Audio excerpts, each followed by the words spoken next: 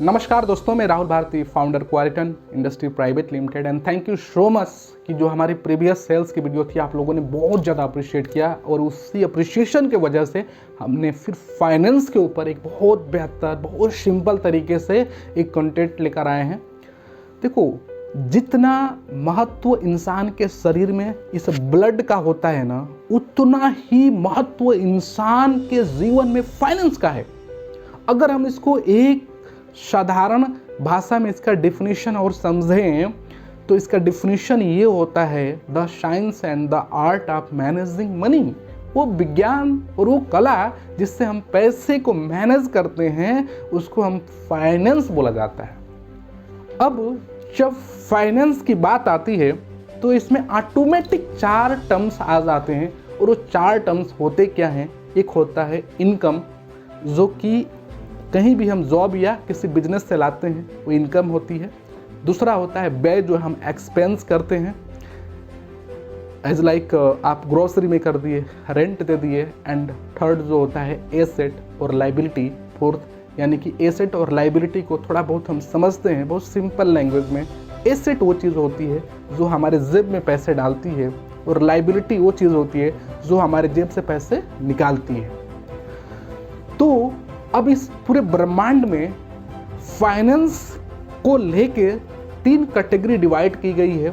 एक जो मध्यम वर्गीय कैटेगरी है, एक जो गरीब तबके का कैटेगरी है और एक जो होता है रिच कैटेगरी का हमारा तबका है। ये तीनों कैटेगरी अपने फाइनेंशियल मैनेजमेंट कैसे करते हैं, इसको हम बहुत सिंपल लैंग्वेज में अभी हम समझते हैं कि ये तीनों अपने अपने फाइनेंशियल मैनेजमेंट कैसे करते हैं। अब जो गरीब कैटेगरी का जो बंदा है, जो जिसको फाइनेंशियल नॉलेज नहीं है, तो वो बंदा कहीं भी जाके एक जॉब या मजदूरी करता है। अब वहाँ से उसको इनकम आती है। अब इनकम आने के बाद वो बंदा अपने इनकम को एक्सपेंस करता है।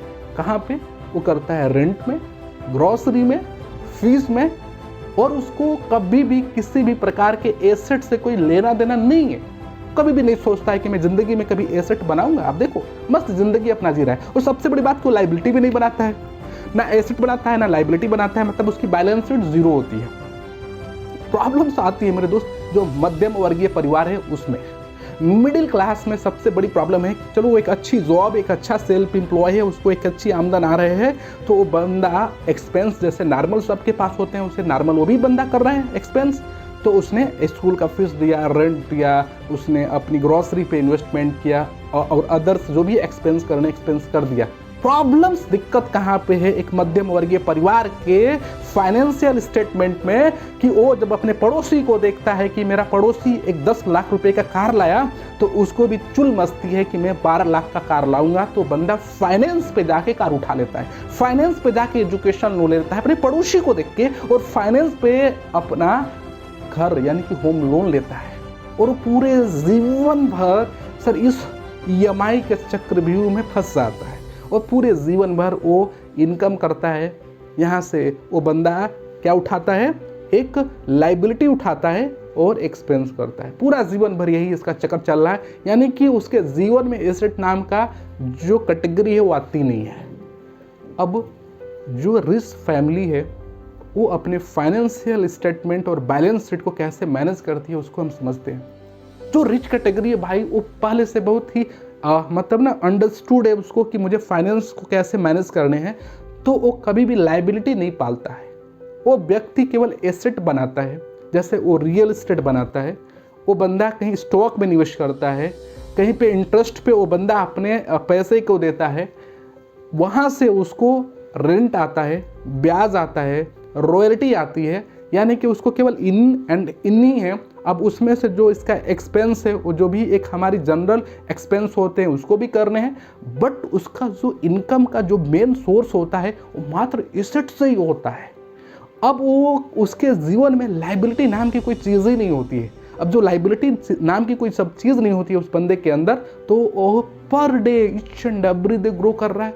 तो यहाँ से हम बहुत सिंपल भाषा में हमें समझ में आ गया कि हमें एक जो गरीब कैटेगरी या जो गरीब तबका का व्यक्ति है वो अपने फाइनेंशियल स्टेटमेंट और बैलेंस शीट को कैसे मैनेज कर रहा है, एक मध्यम वर्गीय परिवार अपने बैलेंस शीट और अपने इस इनकम स्टेटमेंट को कैसे मैनेज कर रहा है, और एक रिच फैमिली कैसे कर रही है। हम तो इसमें से कौन सा हमारे लिए बेटर है वो हम समझ सकते हैं। एंड माय डियर फ्रेंड, सबसे बड़ी और दुख की बात यह है कि अगर हमें फाइनेंस की बेसिक नॉलेज आ भी गई, इसके बावजूद भी हम फाइनेंशियल फ्रीडम को नहीं प्राप्त कर पाते हैं, कोई नेटवर्थ या कोई हम एसेट नहीं बिल्ड कर पाते हैं। उसके पीछे एक बहुत बड़ा कारण है और 5 एलिमेंट्स है। और वो 5 एलिमेंट्स क्या हैं, इस पर हम प्रॉपर आपसे बात करेंगे नेक्स्ट वीडियो में। तो अगर आप इस चैनल को सब्सक्राइब नहीं किए हैं तो आप चैनल को सब्सक्राइब कर लीजिए, अगर बेल आइकन भी दबा लीजिए। एंड क्योंकि जितनी भी हमारी वीडियोस आएंगी उनका आपको नोटिफिकेशन मिलता रहेगा। और मेरे दोस्त, आपके जितने भी इर्द गिर्द में दोस्त हैं, या मतलब आपके रिलेटिव हैं, नियर डियर हैं, उनको आप इस कंटेंट को शेयर कीजिए, क्योंकि इस कंटेंट की वजह से जो फाइनेंस की बेसिक जो नॉलेज होती है वो उनको मिल जाएगी, और जिससे वो भी फाइनेंशियल स्ट्रांग हो सकते हैं अगर हमारे पास फाइनेंस की नॉलेज हो जाए तो। So thank you so much watching for this video and sharing for this video. Thank you so much.